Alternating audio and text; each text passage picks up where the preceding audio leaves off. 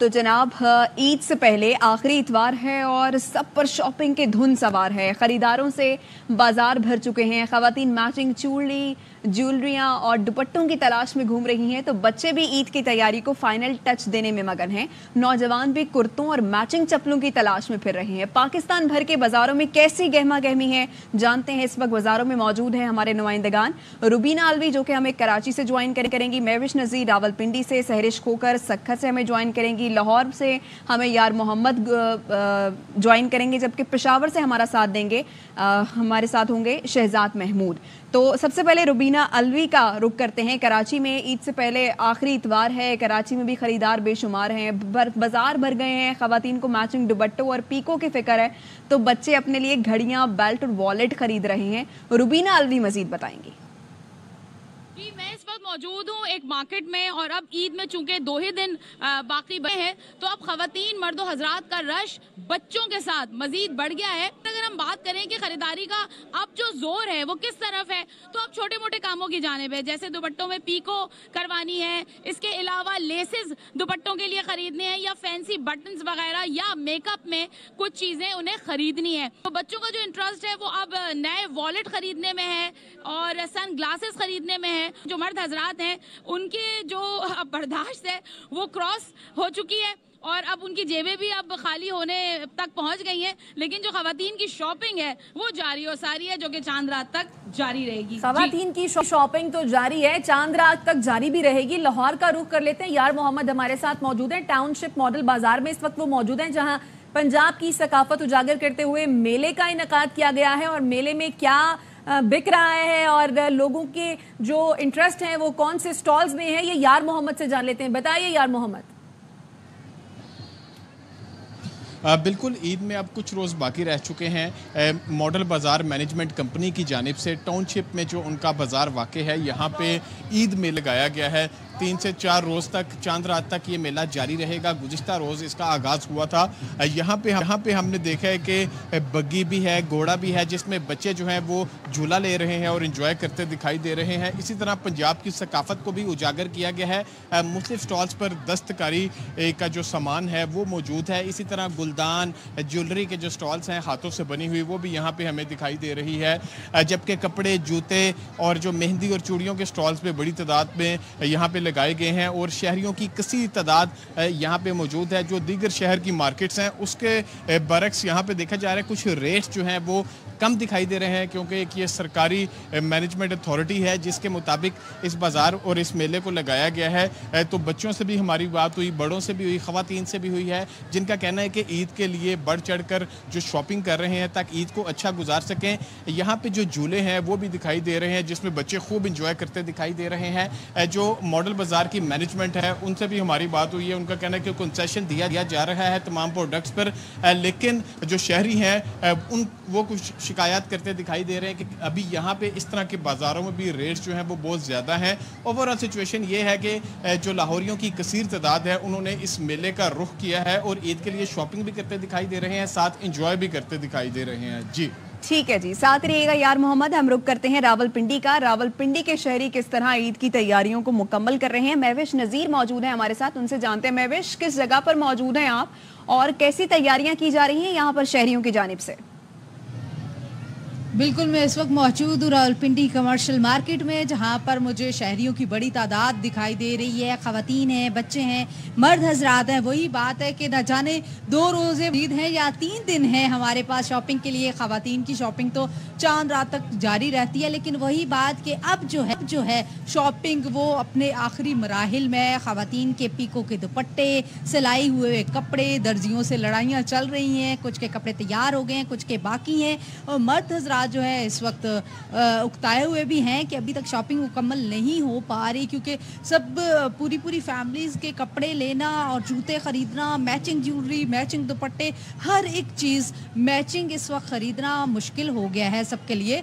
न सिर्फ ख़वातीन की बात करें बल्कि मर्द हजरात भी अब किसी से कम नहीं है। आप भी जानती हैं, हम भी देखते हैं कि हर चीज़ इनको भी मैचिंग चाहिए। जूता हो गया, वेस्ट कोट हो गया, कपड़े जो है एक ही थीम चल रहा होता है कि किसने उन्हें क्या क्या पहनना है। मतलब के जितने कजन्स होते हैं हम देख रहे होते हैं कि उन्होंने कपड़े एक जैसे पहने होते हैं। तो इस तरह की चीज़ें अभी भी बाकी हैं। आखिरी 2 दिन है जी, वक्त कम है, मुकाबला सख्त है। कहा जा सकता है कि इफ्तारी के बाद जहाँ पर शॉपिंग शुरू होती है और सहरी तक जारी रहती है। जी बिल्कुल, आखिरी 2 दिन हैं, वक्त कम है, मुकाबला सख्त है। पेशावर का रुख कर लेते हैं, शहजाद महमूद हमारे साथ मौजूद हैं। शहजाद, पेशावर के शहरी भी यकीनन खूब से खूबतर की जुस्तजू में होंगे, कहिए ईद की क्या तैयारियां देख रहे हैं?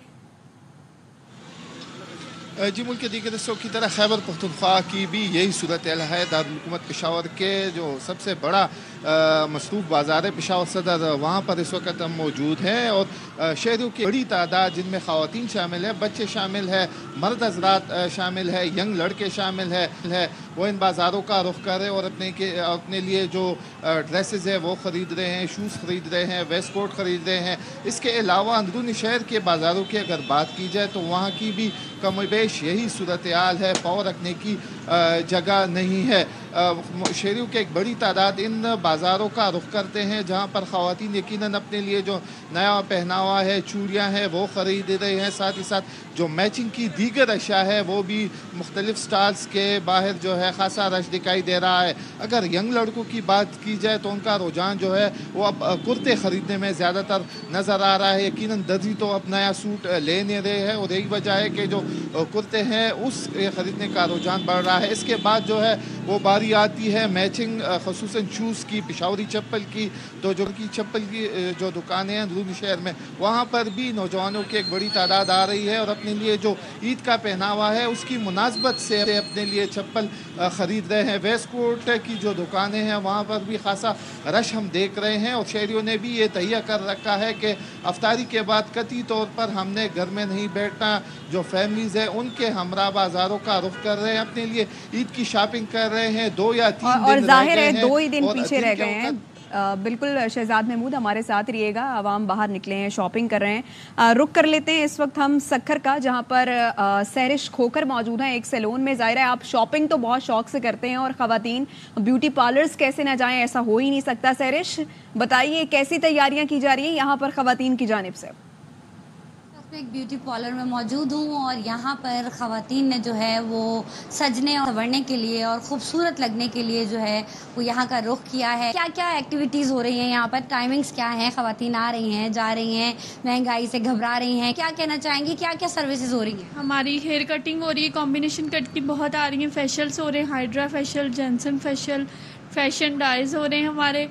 और इसके अलावा भी बहुत सारी सर्विस, मैनी पैडी, सारा दिन बिजी हैं, रात को भी सहरी तक यहीं होते हैं, बहुत काम है। मुख्तलिफ अक़साम के जो हैं वो फेशियल्स लिए जा रहे हैं, मैनी पैडी लिए जा रहे हैं और इसके अलावा बहुत सारी सर्विसेज हैं जो ख़वातीन की कभी भी ख़त्म नहीं होती, क्योंकि उन्होंने ईद पे सबसे ज़्यादा मुनफरिद और ख़ूबसूरत नज़र आना है। बिल्कुल, कहीं मैनी पैडी कराए जा रहे हैं, फेशियल्स हो रहे हैं, कहीं चूड़ियाँ खरीदी जा रही हैं, कहीं चप्पलें खरीदी जा रही है। मैं और मानूर यहाँ बुलेटिन कर रहे हैं और हमारे जो नुमाइंदगान हैं वो लाइव हिट्स दे रहे थे। रुबीना, महविश, तहरिश, शार मोहम्मद और शहजाद महमूद, आप सबका बेहद शुक्रिया। और ईद उल फितर पर खूबसूरत दिखने के लिए मर्द हजरात ने सैलून्स का रुख कर लिया है, जहां पर हेयर कटिंग के साथ साथ हाइड्रा फेशियल भी कराया जा रहा है। बताएंगे हसन हबीब है। और ईद के मौके पे हर कोई खूबसूरत दिखना चाहता है। मर्द हजरात जो है वो सैलून्स का रुख कर रहे हैं और वो ख़ुद को खूबसूरत बनाने के लिए मुख्तलिफ जो है वो यहाँ पे काम करवा रहे हैं। कोई कटिंग करवा रहा है, कोई फेशियल करवा रहा है, कोई हाइड्रा फेशियल करवा रहा है। ये हाइड्रा फेशियल है जो कि यहाँ पर करवाया जाता है। पहले हम हाथों से करते थे फेशियल, अब यही चीज़ जो है मशीनों में कन्वर्ट कर दी उन्होंने। अच्छा इफेक्ट करता है, स्किन ग्लो करता है सही। आगे ज़रा रश हो जाना था तो मेरा प्रेफरेंस था कि मैं पहले ज़रा फ्री हो जाऊँ, रश से पहले ज़रा कटिंग शटिंग करा के। फेशियल नहीं कराया अभी, फिलहाल कटिंग करवाई, अभी उसके बाद हाइड्रो फेशियल ही करवाना। ईद का मौका है, ख़वातीन के साथ साथ मर्द भी पेश हैं और खूबसूरत दिखने के लिए कटिंग और दीगर क्रीम्स और दीगर प्रोसीजर्स करवा रहे हैं। जी, वापस आएंगे इस ब्रेक के बाद। Welcome back. सिंध में अमनो अमा की सूरत हाल, MQM रहनुमा सिंध हुकूमत पर बरस पड़े, रेंजर्स को पूरे सूबे में इख्तियारात देने का मुतालबा। फैसल सब्जवारी कहते हैं पानी सिर से ऊंचा हो चुका, वफाक सिंध में अमनो अमा की सूरत हाल का नोटिस ले। सिंध पुलिस जराइम पेशा नासिर को लगाम डालने में नाकाम हो चुकी, कोई सुल्तान राही न बने। वजीर दाखिला सिंध मुंह खोलने से पहले आंखें खोले। ख्वाजा इजहारुल हसन बोले, गुलाम नबी मेमन के आईजी बनने से डाकुओं में खुशी की लहर दौड़ गई, उन्हें लाइसेंस टू किल मिल गया। शहरी महफूज है और ना कश्मीर में शहरी महफूज। सिंध पुलिस जराइम पेशा नासिर को लगाम डालने में नाकाम है। सिंध पुलिस को वाहिद ये पुलिस है पूरे पाकिस्तान में कि कई दफा मुजरिम ही उसकी सफों में से मिलते। हमारा मुतालबा है जनाब तशरीफ लाए वफाकी वजीर दाखिला Karachi, chief justice Sindh high court, मैं आपसे जरूरी मुतालबा करता हूँ, लगाएं आज कराची बदमनी के। तो बच्चे अपने घर वालों के लिए 2 रोटियां कमाने जाएं या अपनी बहन के लिए ईद की चूड़ियां लेने जाएं, उन्हें यहाँ आकर डकैत मार सियासी पॉइंट स्कोरिंग ना करें कि मैं ये नहीं करूंगा, मैं वो नहीं करूंगा, सुल्तान राही कोई भी ना बने।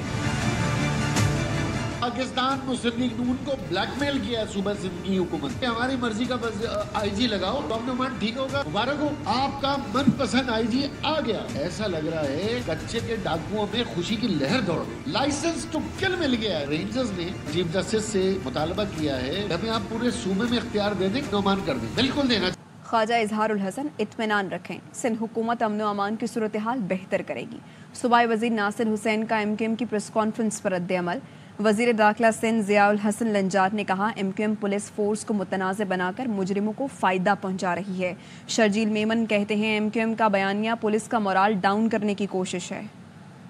MQM अमन व अमान पर सियासत कर रही है। सिंध हुकूमत का MQM की प्रेस कॉन्फ्रेंस पर रद्द-ए-अमल। सूबाई वजीर नासिर शाह ने कहा, ख्वाजा इजहार ने इल्जाम लगाया हमने नवाज लीग को ब्लैकमेल करके IG बनवाया, लगता है वो नून लीग के तर्जुमान लग गए हैं। क्या नए अफसर के आने से पहले बहुत अच्छी सूरत हाल थी जो अब बिगड़। नासिर शाह ने बताया कि कच्चे में डाकुओं के खिलाफ बड़े ऑपरेशन के लिए तैयार हैं। पुलिस के साथ रेंजर्स भी शामिल होगी। जुराइम के खिलाफ एक्शन के लिए फौज से भी सपोर्ट लेंगे। वजीर आला ने पुलिस हुक्काम को हिदायत दे दी। कराची में पुलिस रेंजर्स का टारगेटेड ऑपरेशन जारी। वजीर दाखिला सिंध ज़ियाउल हसन लंजार ने कहा, पूरी कोशिश है डाकू राज खत्म किया जाए। पुलिस और कानून नाफिज करने वाले इदारों पर मुकम्मल एतमाद है। MQM पुलिस को मुतनाज़े बनाकर मुजरिमों को फायदा पहुँचा रही है। MQM हुकूमत में हो तो सब अच्छा, बाहर हो तो सब बुरा नजर आता है। दुनिया जानती है मगरमच्छ के आंसू कौन बहाता है। ऐसे में शर्जील मेमन कहाँ चुप रहते। बोले, MQM का बयानिया पुलिस के जवानों का मोराल डाउन करने की कोशिश है। बदमनी विरसे में मिली। सियासी रहनुमा कानून की हुक्मरानी कमजोर करने से गुरेज करें। आगे कुआं पीछे खाई, डकैतों से लुटने वाले शहरियों को अब मुहाफिज भी लूटने लगे। CGD एहलकारों की जानिब से एक और शहरी को अगवा कर लिया गया। 15 लाख रुपए मांगे, 5 लाख में डील की, 2 लाख वसूल किए। बाकी रकम अगले दिन न मिलने पर दोबारा अगवा की धमकियां देना शुरू कर दी। शहरी ने एहलकार की तावान मांगने की ऑडियो रिकॉर्ड कर ली। हमारी भलाई इसी में है कि बीवी बच्चों का, माँ बाप का सहारा बनने दो, हमें पैसे दे दो वरना हम तुम्हें जान से मार देंगे। हर जगह मैं अपनी एप्लीकेशन दे चुका हूँ, लेकिन कहीं से भी मुझे कोई भी किसी भी बंदे की कोई रिप्लाई नहीं आता। वकील की तरफ गया तो पता चला भाई वो अलग मुझसे 2 लाख रुपये मांग रहा है कि यार 1.5-2 लाख रुपये दो तब आपकी पिटीशन फाइल होगी। इस मुल्क का कानून इतना महंगा पड़ रहा है। कराची के शहरी अपने ही मुहाफिजों से गैर महफूज। CTD एहलकारों की जानिब से एक और शहरी अगवा करने का वाकया, तावान मांगने की मुबैना ऑडियो भी सामने आ गई। शहरी आतिफ असलम ने वीडियो बयान में दावा किया कि यूनिवर्सिटी रोड से सादा लिबास एहलकार गाड़ी समेत जबरदस्ती ले गए, मारपीट भी की। गुलशन इकबाल के अंदर फेडरल उर्दू यूनिवर्सिटी के सामने चाय के होटल वगैरह बने, मैं वहाँ बैठा हुआ था। 30 मार्च को 8:30 बजे का टाइम होगा। मेरे पास एक पुलिस मोबाइल आके रुकती है, मुझे कहते हैं कि आतिफ, मैंने कहा हाँ। मुझे उन्होंने हाथों से पकड़ा और मुझे मारते घसीटते मोबाइल के अंदर डाल दिया। शहरी ने बताया रिहाई के लिए 15 लाख मांगे गए, 5 लाख में डील फाइनल हुई। महमूदाबाद में ATM से 2 लाख रुपए निकाल कर दिए, बाकी रकम अगले दिन देने के वादे पर रिहा किया गया। व्हाइट पेपर के ऊपर मेरे अंगूठे लिए। एक बंदा जिसका नाम सोहेल है मुझे बोलता है कि मैं 15 लाख रुपए दे दो और चले जाओ यहाँ से। एंड में आके इन्होंने बात मुख्तसर की कि यार मुझे 5 लाख दे दो, यहाँ से चले जाओ। 2 लाख रुपए मैंने निकलवाया और बाकी पैसे मैं आपको करवा के दूँ। बचना था मुझे वहाँ से। IG, DIG, SSP हर जगह दरख्वास्त दी, किसी ने कोई कान न धरे। वकील के पास गया तो उसने पटिशन के लिए 1.5 लाख रुपए मांग लिए। मोहलत खत्म होने पर CTD एहलकार सुहेल बाकी पैसे मांगने लगा। आतिफ ने मुबैना गुफ्तगू रिकॉर्ड कर ली। वालेकुम अस्सलाम। नंबर ही नहीं लग रहा तुम्हारा, मैं कॉल उठा रहे हो। भाई आप कल का बोल के गए थे आप आओगे, कल का बोल के गए थे, कल आप आओगे या नहीं ये बताओ। अच्छा वो तो देखते हैं। अच्छा तो ये बताओ कि कब देने, कहाँ देने, कैसे देने। भाई कल किस टाइम आके दोगे दफ्तर में, ये बताओ। कौन से दफ्तर में आना है ये तो बताओ। सिविल लाइन जान। सिविल लाइन पे दफ्तर कौन सा वाला, किस चीज का दफ्तर है। CTD civil line. Civil line पे CTC, CTD। CTD। आतिफ ने इल्तजा की है कि मुअज़्ज़िज़ और कारोबारी शहरी हूँ, पाबंदी से टैक्स अदा करता हूँ, मुहाफिज ही दुश्मन बन गए हैं, खुदारा तहफ़्फ़ुज़ दिया जाए। कराची में असलहा स्मगलिंग की कोशिश नाकाम। खैबर पख्तूनख्वा पुलिस का कांस्टेबल स्कूल बैग में हथियारों समेत धर लिया गया। सीटीडी हुकाम ने बताया इंटेलिजेंस विंग ने केएमसी स्पोर्ट्स कॉम्प्लेक्स के करीब मुलजिम अजहरुद्दीन को पकड़ा। मुलजिम का ताल्लुक ऑनलाइन असलहा फराहम करने वाले बैनुस्सूबाई असलहा स्मगलिंग गिरोह से है। डीएसपी सीटीडी राजा उमर खत्ताब के मुताबिक इंटेलिजेंस विंग ने केएमसी स्पोर्ट्स कॉम्प्लेक्स के करीब कार्रवाई की। अजहरुद्दीन के पास मौजूद स्कूल बैग से छोटे हथियार बरामद हुए। गिरफ्तार मुलजिम का ताल्लुक बैनुस्सूबाई असलहा स्मगलिंग गिरोह से है। ये गिरोह कराची समेत पाकिस्तान में ऑनलाइन असलहा सप्लाई करता है। मुलजिम से खैबर पख्तूनख्वा पुलिस का कार्ड बरामद हुआ। पहले भी कराची में असलहे की सप्लाई करके जा चुका है। राजा उमर खत्ताब का कहना है कि मुलजिम खैबर पख्तूनख्वा बस अड्डे के मुंशी दानियाल के लिए काम करता है। ऑनलाइन ऑर्डर बुक कराते हैं, डिलीवरी दानियाल मुंशी कराता है। दानियाल आने जाने का किराया और फी पिस्तौल मुआवजा अदा करता है और मुलजिमान कराची आकर पार्टी के हाथ में असलहा देकर वापस चले जाते हैं। गिरफ्तार मुलजिम अजहरुद्दीन को सीटीडी मुंतकिल कर दिया गया है और मजीद तफ्तीश का अमल जारी है। कच्चे के डाकुओं ने कश्मोर से निजी कंपनी के सेल्स ऑफिसर को अगवा कर लिया। सिराज अहमद गोलाटू को फील्ड से कंपनी की गाड़ी समेत अगवा किया गया। पुलिस का कहना है डाकुओं की जानिब से मगवी के भाई को फोन करके तावान का मुतालबा किया गया है। दूसरी जानिब कंदकोट से अगवा होने वाले 3 मेहनतकशों की वीडियो डाकुओं ने सोशल मीडिया पर शेयर कर दी। तीनों मगवियों को 1 माह पहले थाना करमपुर की हुदूद से अगवा किया गया था। वीडियो में डाकुओं को मगवियों पर तशद्दुद करते हुए देखा जा सकता है। मगवियों ने रिश्तेदारों को तावान देकर जल्द रिहा कराने की अपील की है। कच्चे के डाकुओं का खात्मा करके रहेंगे, आईजी सिंध गुलाम नबी मेमन पुरस्म। कंदकोट के दौरे के बाद मीडिया से गुफ्तगू में कहा हुकूमत भरपूर ताउन कर रही है। कश्मोर समेत कच्चे के हालात बेहतर होते नजर आ रहे हैं। कराची से कश्मोर तक स्ट्रीट क्राइम कंट्रोल करने के लिए हिकमत अमली बना ली। से लेके हैदराबाद छठा तक ये कच्चा जहाज है। जो मशहूर गैंग्स थे जिनके नाम चलता था, लेकिन अभी वो किधर है? खैरपुर पूरा भरा हुआ था इस तरह के गैंग से। काफी बेहतरी आई है। ये पुलिस ने इनको एलिमिनेट किया। पुलिस को जिस तरह से गवर्नमेंट सपोर्ट कर रही है, हम इसमें कामयाब होंगे। जायज चीज जब सही तरीके से नेक नियति के साथ की जाए ना, तो उसके असरात पॉजिटिव होते हैं। हमारी नीयत नेक है, गवर्नमेंट हमें पूरी सपोर्ट कर रही है। मुझे इसमें 1% डाउट नहीं है कि हम कामयाब इंशाल्लाह होंगे। शुमाली वजीरिस्तान में सिक्योरिटी फोर्सेज और दहशतगर्दों के दरमियान झड़प, 2 दहशतगर्द मारे गए। ISPR ने बताया है हलाक दहशतगर्दों से हथियार और धमाका खेज मवाद बरामद हुआ। इलाके में मुमकिन दहशतगर्दों के खात्मे के लिए क्लियरेंस ऑपरेशन किया गया। सिक्योरिटी फोर्सेज दहशतगर्दी के खात्मे के लिए पुरअज़्म हैं।